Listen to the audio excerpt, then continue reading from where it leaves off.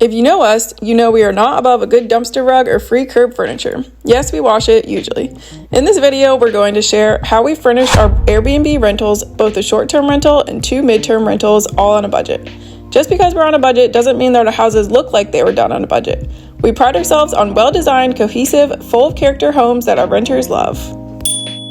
We're Anna and Josiah, not quite newbies, but not quite big-time real estate investors.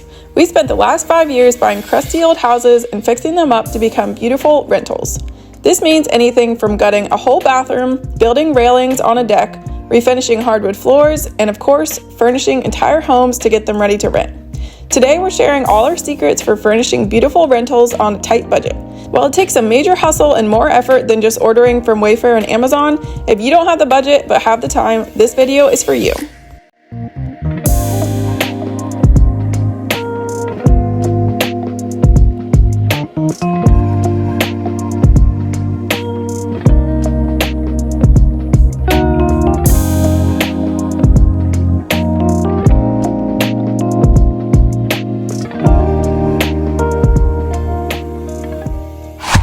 Furnish an entire house, it can be really overwhelming. So what I found is helpful is to create a mood board, which is why I'm here sitting by myself, because Josiah really doesn't do any of this and I really love doing this. So I'm going to show you how I create a mood board that will help you stay cohesive with the design, the style, picking furniture, all of that.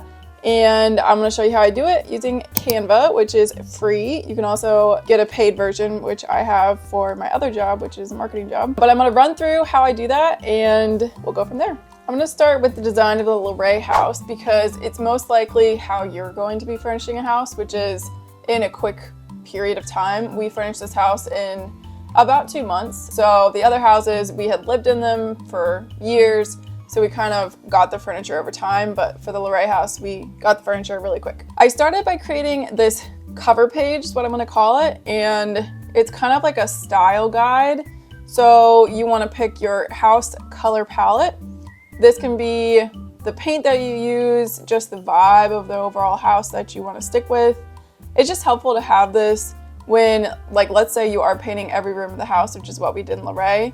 You can go room by room and say, okay, I want mostly white walls, but let's do an accent wall here in this blue color, or let's do the kitchen cabinets in this, or let's paint a piece of furniture this color, and everything will be tied together and stay consistent instead of using 100 different blue colors or 100 different green colors. You want to stay consistent. And then I also include just an overall design style, and that's where I choose a few words to describe the overall style of the house. I just make this up. I call the Luray house a Scandinavian mountain farmhouse. Obviously I made that up. Scandinavian is usually high-G or high-G, however people say it. Light, bright colors, airy, lots of whites and creams. I didn't want it to be too farmhousey. It is a farmhouse, but I didn't want to play into that too much because I feel like it's overdone and I personally don't really like the farmhouse style. But it is a farmhouse, so I wanted to, stick with that and stick with the style of the house. And then it's in the mountains. It's near Shenandoah National Park, so I wanted to kind of stick that in there. And I wanted a really calm, relaxing feel, everything to be bright and light. This house gets a lot of good natural light. It's also near Luray Caverns, so we have this big Luray Caverns modern mural that my mom painted in the hallway. So if you're doing an Airbnb that's a short-term rental, it's a good idea to kind of stick some local elements in there. I would go back to this page quite a bit when I was looking at furniture, just to make sure I'm staying on style, on brand, whatever you want to call it. I go room by room, including the outside. So I started with the front, and I usually put an original, like this is what the house looks like when we bought it. So that's in the upper right-hand corner, just so we can see where we're starting at and so that we're realistic. We had a budget, a major budget. I think our budget was like 15K or something like that. So we couldn't do a ton that we would, anybody want to do. So helps you stay realistic. I also found this picture with the colors that I liked for the outside on Pinterest. And that's good to actually see, okay, are these colors gonna actually look good together on a house? So I love the yellow door and I really liked it with the blue shutters. And this is what we ended up doing. And honestly, the front of the house looks like this. It looks like the mood board. So that was great. Yeah, this is helpful to see, okay, we need to create shutters. How much is that gonna cost? Okay, we need to paint the front door. How long is that gonna take? Just helps you see what kind of work you're in store for. We also painted this entire porch. Same colors, but that took a lot of time. Moving on to the bathrooms. So I put these on the same page because there's just 2 bathrooms in the house, and we weren't doing a full gut of these bathrooms in our other houses. We have done full guts, but this house we were not, because again, we're on time crunch and budget, so just keep that in mind when you're designing. Don't get too crazy. One of the bathrooms we did put a new floor in, so I put new tile floors in there. And then the other bathroom, we were keeping the existing tile, so I made sure to kind of screen capture a picture of what the tile was there, put it in the mood board, see if we could make it look a little bit more modern, because it's just a very simple ceramic tile, and it's fine. What I ended up doing in the shower with the white tiles is I stained all the grout lines gray, because they were white grout and it was really icky and gross looking and yellow. And that really modernized the shower, and it was super cheap and it looks really good and new. We got new fixtures, we got a new vanity. Actually, we got 2 new vanities.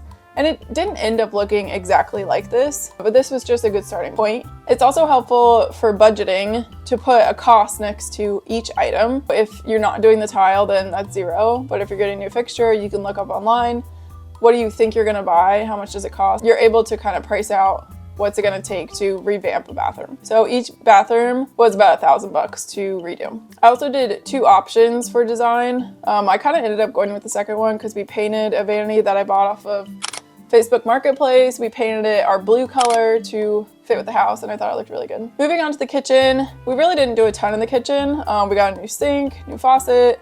We did have to buy all new appliances because the house didn't come with appliances except for the microwave. And then I also used a program just online to try backsplashes with tile, and it'll just put it in place for you. So we did end up going with the subway tile, and the kitchen looks pretty similar to this, to the mood board, and I think it turned out really cute. Yeah, so here's a zoomed in version of the front porch. I ended up making a sofa for the front porch out of 2x4s and Walmart cushions because that was a lot cheaper than buying one. We put these swings up, which look super cute. We had some plants, a rug, coffee table, all that. So it looks really similar to this. And this just helps you keep in mind when you're shopping, like, oh, we still need 2 chairs, we still need a rug, we still need to find a coffee table. So if you're looking secondhand, you kind of already have this list in your head of this is what we need, this is kind of the vibe we're looking for. Can we paint this? Can we refinish it to make it match a little bit better and save some money? Or do we just need to buy it on Amazon or Wayfair? So here's the mudroom design. Pretty simple. We didn't do a lot in here. We mostly just painted the walls. Again, this is the blue color from our color palette, and it's a small room. So that's why I decided to go with this dark color, because it didn't make a huge impact in like a giant room. But I think it's just a cute little room. It has this exact shelf in it. It has a little bench in it that we got at a yard sale, I believe. It has these cute little hooks that we painted. It has the license plate. It has all of this that we kind of curated and put it together. And then this is the dining room. So this is the exact table and chairs that we got off of Facebook Marketplace. And once I saw the listing and we decided that we were going to get that one, I was able to use Google Lens to actually find it online and find the chairs, the table, so that I could get a better picture of it for my mood board. It just helps me visualize. This is the exact light we got from, I think, Home Depot. And we have these cream colored placemats just from Walmart. So you just get a good vibe of how is the room going to turn out and look. And then this labor room, I think this is the most put together room that I did for a mood board. Again, this just helped us find all these elements. So I found this couch first, and then I kind of built the room design off of that. I went with this light blue color. This room just feels really airy and nice. We got this coffee table actually for free on the side of the road. Somebody put it out and that was great. We found this rug at a flea market. It was brand new. This is a Wayfair chair that we already had. And then I bought another one to match it. So there's actually 2 in that room. We had this light fixture, and then we went to Goodwill, different secondhand stores, and bought a bunch of different size baskets and hung those on the wall, and they look really pretty.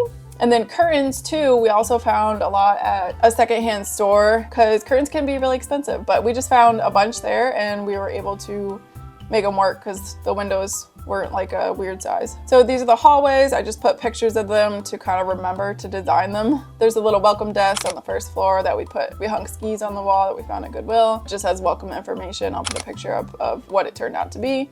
And then my mom painted this beautiful giant mural on the wall of Luray Caverns. Now for the bedrooms, there are 4 bedrooms. I got pretty specific with the bedrooms when I was doing the mood board because, I mean, it's a bedroom. You want to remember, oh, we want to put luggage racks in here. Oh, there's going to be 2 beds. We want matching paintings, all of that. So it was easy to put together in a mood board and remember the elements that we needed to buy. So I knew that in this double bedroom, we wanted matching beds, matching bed frames. These are IKEA. They're like honestly everywhere. We got them on Facebook Marketplace and painted them white. So I knew that that would be easy to find and cheap. We put some antique maps on the wall. We have these luggage racks that Josiah spray painted a custom color that look really cool. We have a full-length mirror, which people really appreciate, and hooks in all the room, and then of course bedside table and these 2 lamps that we found at Goodwill. And then I painted these scallops on the wall that make the room just feel really designed and cool. This is the downstairs bedroom. We went with kind of a tan color. I think this is my favorite bedroom. Again, we just put all the elements that we knew we wanted in this room. I had these chairs already. I knew I wanted to plant in there.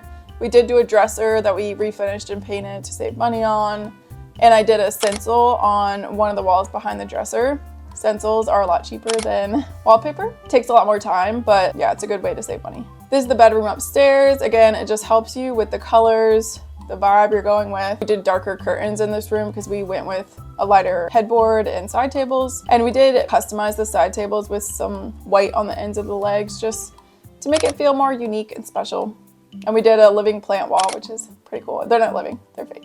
And then kids' room, we did a bunk bed. We got this exact rug. I wanted to make sure we had some kids stuff in there, like the pack and play, little booster chair, all of that. So this was just to remind myself that we need to buy these. Also, the painting in this room is little foxes. It's actually fabric that I framed and put on the wall, and it looks really cute. Game room, again, all the elements. We didn't end up hanging the tapestry on the wall, but we have a painting that I made. We got the foosball table, shelving for games, all of that. Outside, we did a fire pit area, side porch. We hung some cafe lights, have a little seating area, all of this. And then again, we bought a bunch of new fixtures for the bathrooms and the kitchen. I want to make sure they all went together, so I just pasted them on a page to make sure the whole house would be cohesive. Same with the lighting. We bought all new lighting for the house, so I wanted to make sure it was cohesive and went together. So there's the Luray house, and that's how we did it. Like I said, I did a mood board for each house that we bought, except for the first one. But yeah, it's just super helpful. So I'll just roll through these really quickly so you can get an idea of different designs and different styles that you can go with. This one is this house that we're sitting in.